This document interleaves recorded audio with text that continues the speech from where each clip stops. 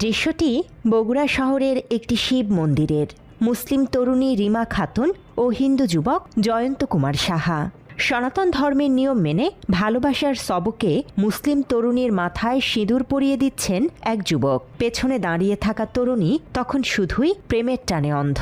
দাম্পত্য জীবনে সুখের আশায় বিশ্বাস রেখেছিলেন ভালোবাসার মানুষের ওপর। সনাতন ধর্মের রীতি অনুযায়ী গলায় মালা আর শিবলিঙ্গে দুধ ঢেলে প্রার্থনাও করেছিলেন মুসলিম থেকে রিমা রানী সাহা বনে যাওয়া এই তরুণী। কিন্তু বিয়ের পবিত্র এই মুহূর্তগুলো যে শুধুই এক নির্মম প্রতারণার ফাঁদ ছিল তা জানা ছিল না তার।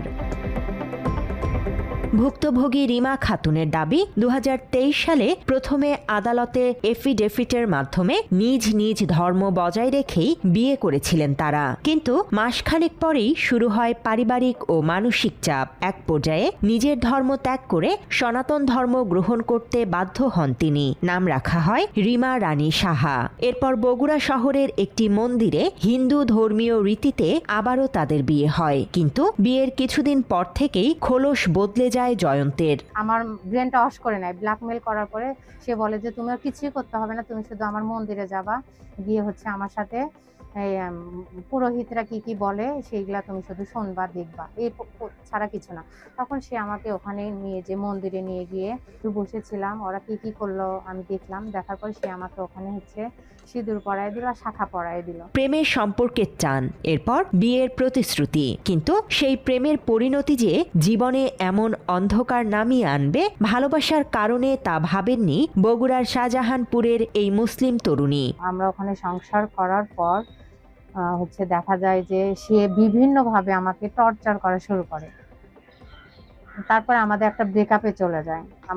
আমাকে মানসিক নির্যাতন, শারীরিক নির্যাতন, মানে এভরিথিং ইজ অল, সে আমাকে নির্যাতন করা শুরু করে। তারপরে আমি তার সাথে কোনো ঝগড়া করি না, কিছু করি না, সে প্রতিনিয়ত আমার উপরে রুড বিহেভ করে। মাত্র ৩০% টাকায় জমির মালিক হয়ে নতুন বাংলাদেশের গড়ে তোলার স্বপ্ন দেখা বাংলা বসতি।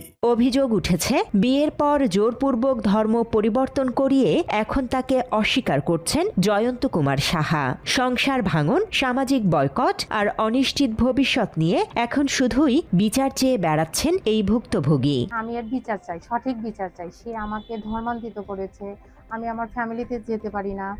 আমাকে মুসলিম থেকে সে হিন্দু বানায় প্রতারণার মাধ্যমে সে আমাকে মুসলিম থেকে হিন্দু বানাইছে। এখন আমি কোথায় যাব? আমি আমার বাসায় যেতে পারি না, আমার বাবা মা আমার সাথে কথা বলে না, কেউ আমার সাথে কথা বলে না, কেউ আমার সাথে কোনো সংযোগ নাই। তরুণীর অভিযোগ, মুখ না খুলতে প্রতিনিয়ত প্রভাবশালী মহলের মাধ্যমে তাকে হুমকি দিচ্ছেন জয়ন্ত। এখন নিজের নিরাপত্তা নিয়েও শঙ্কিত তিনি। বিভিন্ন ধরনের লোকজন পাঠায়, ও আমাকে উত্তপ্ত করছে, বিরক্ত করছে। ওর একই কথা, সে আমাকে মেরে ফেলে দেওয়ার হুমকি করছে। আমি প্রশাসনের কাছে বিচার দিয়েছি, একটা অভিযোগ দিয়েছি, এই জিনিসগুলো যেন প্রশাসনরা তুলে ধরে এবং তার শাস্তির ব্যবস্থা করে। ঘটনার সত্যতা যাচাই করতে বগুড়া শহরের প্রেসপত্রী এলাকার সেই মন্দিরে গেলে মেলে চাঞ্চল্যকর তথ্য। বর্তমান পুরোহিত জানান তখনকার বিয়ের নথিপত্র বা রেজিস্ট্রার কিছুই এখন আর মন্দিরে নেই। কিন্তু এই তালিকাতে নাম ঠিকানা তো পাওয়া যাবে, তার কাছে পাওয়া যাবে, সে তথ্যগুলো রাখছে। আমি যতগুলো বিয়ে করেছি সমস্ত বায়োডাটা আমার কাছে আছে। এখানে আপনাদের রেজিস্টার আছে?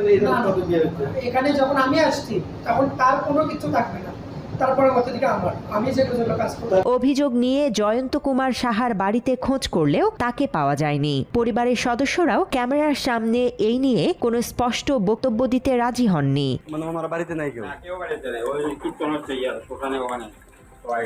বিষয়টি সংশ্লিষ্ট দপ্তরে জানানো হলে উভয় পক্ষের সঙ্গে কথা বলে সমাধানের চেষ্টা চলছে বলে জানায় পুলিশ।